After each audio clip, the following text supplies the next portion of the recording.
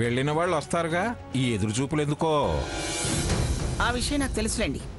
ఇంకా రాలేదేమిటా అని చూస్తున్నాను. అలా చూడటాన్నే ఎదురు చూపులు అంటారు. అయ్యా జడ్జి గారు, నా ఆరాటం నాది, నాతో మీకెందుకు? మీకు వేరే పనేం లేదా? ఎదురుగుండా తిష్ట వేసి యక్ష ప్రశ్నలు వేస్తున్నారు. లక్ష్మి, వాళ్ళని తీసుకురాలేదే? వ్రతం రేపు కదా. మీరుండండి. ఏమన్నారు లక్ష్మి? రేపు వస్తానన్నారా? ఏమిటే, ఏం మాట్లాడమేమిటి? ఏమన్నారు? ఏరా రఘురాం, చెప్పరా, ఏమన్నారు వాళ్ళు? నానమ్మ, మేము అడుగు పెట్టగానే... ఆగండి, మీరు లోపలికి వచ్చే ప్రయత్నం చెయ్యొద్దు. నేను మీ ఇద్దరిని వరలక్ష్మి వ్రతం చేసుకోవడానికి రమ్మని పిలవడానికి వచ్చాను. ఇక నుంచి ఏ వ్రతాలైనా నోములైనా మా ఇంట్లో మేము చేసుకుంటాం.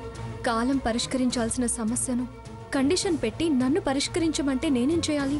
సౌభాగ్యం వారి క్షేమం కోరేది కాబట్టి నేను వ్రతం చేసుకుంటాను, కానీ అక్కడికి మాత్రం రాను. ఇందుకే నేను డౌటు అన్నాను. ఇక నువ్వు వెళ్ళుంటే ఎలా ఉండేదో. దానన్న మాటలు నన్నంటే మీకు సంతోషంగా ఉండేదా? లక్ష్మి, వాళ్ళు రాకపోతే వ్రతం ఆగుతుందా ఏమిటే? మనమే చేసుకుందాం. వీళ్ళ పెళ్లి కాకముందు వాళ్ళు ఉన్నారా ఏమిటి? అలాగే అనుకుందాం. ఈ సర్దుబాటు అన్నిట్లోనూ ఉంటే బాగుండేది.